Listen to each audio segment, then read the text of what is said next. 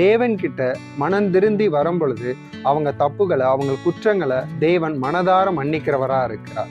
ஒரு தனி மனிதனுடைய குற்றமா இருந்தாலும் சரி, இல்லை அவர் மேலேயே ஒரு சிலர் குற்றம் சுமத்தினாங்க, அவங்கள கூட நம் தேவன் மன்னித்திருக்கிறாங்க.